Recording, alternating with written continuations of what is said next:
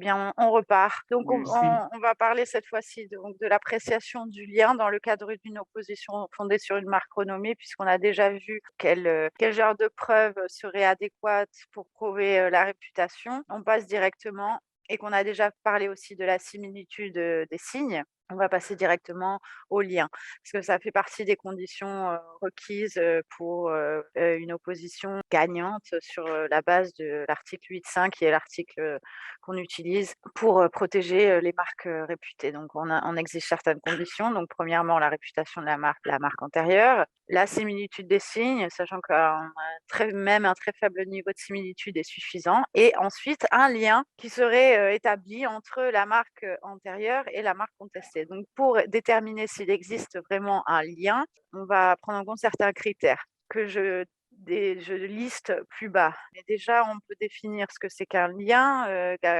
qu'est-ce qu'on entend par là? En fait, c'est on connaît qu'un lien existe lorsque la marque postérieure rappelle à l'esprit ou évoque la marque antérieure et puis donc ce qu'on prend en compte pour savoir s'il y a un lien ou pas, c'est le degré de connaissance de la marque antérieure et évidemment le degré de similitude entre les signes. Mais après, comme je vous l'ai dit, on peut avoir un degré de similitude assez faible. On n'a pas nécessairement besoin d'avoir un degré de similitude, entre les signes qui soit, suffisant pour arriver à une confusion dans le cas où les produits et services, sont similaires. Ensuite, on peut remarquer par exemple aussi qu'une identité de signe peut parfois ne pas être suffisante pour reconnaître l'existence d'un lien. C'est le cas lorsque les publics en question ne se chevauchent pas, le public de la marque antérieure et le public de la marque, contestée. Donc, par exemple, moi j'ai eu une opposition, fois dans laquelle les produits de la marque réputée étaient des montres, donc qui s'adressaient, aux consommateurs, moyens, alors que les produits contestés les services contestés étaient en classe 42 ou bon, je sais plus exactement. Si, je crois que c'était en classe 42. Mais en tout cas, c'était des produits, des services extrêmement spécifiques et qui s'adressaient exclusivement, à un public professionnel et potentiellement, des professionnels de l'horlogerie, mais clairement pas à des consommateurs de montres. Donc dans ce cas-là, la conclusion, était que, même si les marques sont similaires, il ne peut pas y avoir de lien puisque les publics ne se chevauchent même pas. Ensuite, si tant est que le public se chevauche, on va regarder, la connexion entre les produits et services en cause parce que si on ne requiert pas une, identité similitude entre ces produits, et services, c'est quand même un argument qu'on utilisera en faveur de l'existence d'un lien. Dès lors que les produits et services ne sont absolument pas similaires, ça va être peut-être plus difficile de justifier, une association, une évocation de la marque antérieure, dans un tel contexte. Mais ça arrive, ça arrive, qu'on reconnaisse quand même si les secteurs de marché dans lesquels, chacune des marques opère sont différents et ça arrive quand même qu'on reconnaisse l'existence d'un lien. À l'inverse, on peut, justifier le fait qu'il n'existe pas de lien entre les marques, parce que, ces secteurs, en cause sont trop éloignés les uns des autres. En tous les cas, certains principes s'appliquent, comme, dans l'évaluation, du risque de confusion, s'applique à tous les cas.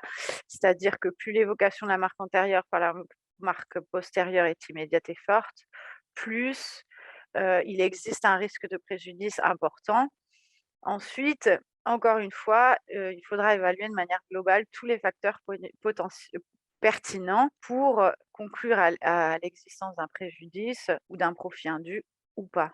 Encore une fois, on évite d'évaluer séparément tous les critères ou les facteurs, on apprécie globalement. Les types de préjudices, on en a spécifié 3. Donc soit on peut alléguer, si on se place du point de vue de l'opposant, soit on peut alléguer le profit indu tiré de la renommée, donc c'est un synonyme serait le parasitisme ou le fait de se placer dans le sillage de la marque, antérieure renommée. On reconnaît également une atteinte lorsqu'il y a un préjudice porté au caractère distinctif, donc c'est ce qu'on appelle la dilution par brouillage ou l'affaiblissement du caractère distinctif de la marque antérieure, donc c'est le fait que lorsqu'on utilise là, ce sera peut-être plus réservé aux cas dans lesquels, on utilise un des éléments de la marque antérieure dans son ensemble ou la marque antérieure, dans son ensemble elle-même. Parce que dans ce cas-là, le fait que la dénomination utilisée, par la marque antérieure soit reprise dans une autre marque, ça peut effectivement,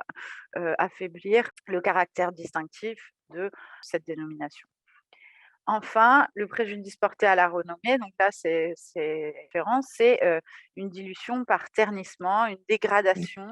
Le préjudice porté à la renommée, c'est une dilution par ternissement, une dégradation, de l'image de la marque antérieure, du fait de la marque postérieure. De manière, tout à fait, abstraite, peu importe, les produits, en question ou les marques en question. Par exemple, un argument qu'on retrouve souvent indépendamment comme je vous le dis, des produits et services et des marques, c'est que, étant donné que l'opposant ne peut pas contrôler la qualité, des produits qui vont être désignés sous la marque contestée, il y a un risque de préjudice porté à sa renommée puisque, il y a un risque que, en fait, les produits ne correspondent pas à la qualité auquel le consommateur s'attendra puisqu'il va associer les 2 signes. Donc ça, c'est le dernier type, d'atteinte, c'est le préjudice porté à la renommée. Donc, plus spécifiquement, on peut dire que le profit tiré indûment du caractère distinctif ou de la renommée, dans ces cas-là, le demandeur tire profit du caractère attractif, en fait, du droit antérieur et il détourne son pouvoir d'attraction, sa valeur publicitaire, en exploitant la renommée, l'image et le prestige que cette marque, incarne. Le demandeur exploite également, sans aucune compensation financière, l'effort commercial qu'a déployé le titulaire de la marque pour créer et entretenir l'image de cette marque. Donc ça, c'est vraiment les arguments, qui vont faire qu'on va reconnaître que, un profit indu a été tiré du caractère distinctif ou de la renommée. Sans ce type d'argument, c'est difficile de reconnaître une telle atteinte. Pour le préjudice porté, au caractère distinctif, on considère qu'il est constitué dès lors que l'aptitude de la marque à identifier les produits ou services pour lesquels elle est enregistrée est affaiblie et que l'usage de la marque postérieure entraîne une dispersion de l'identité de la marque, antérieure, de son emprise sur le public concerné, en fait. Donc dans ces cas-là, depuis un arrêt, Intel de la Cour de justice, on exige de prouver une modification du comportement économique, donc une atteinte qui est quand même, assez rarement, alléguée. L'atteinte à la renommée, c'est plus courant, mais le plus classique, c'est la première atteinte. L'atteinte, à la renommée, c'est le cas dans lequel la marque antérieure est ternie ou dépréciée parce qu'elle est reproduite, par exemple, dans un contexte obscène ou dégradant ou même inapproprié ou dans un contexte qui n'est pas désagréable qui est qui n'est pas désagréable, mais qui s'avère incompatible avec, une image particulière acquise par la marque antérieure. Ça peut résulter notamment du fait que les produits ou services qui sont offerts par le tiers possèdent une caractéristique ou une qualité susceptible d'exercer une influence négative sur l'image de la marque.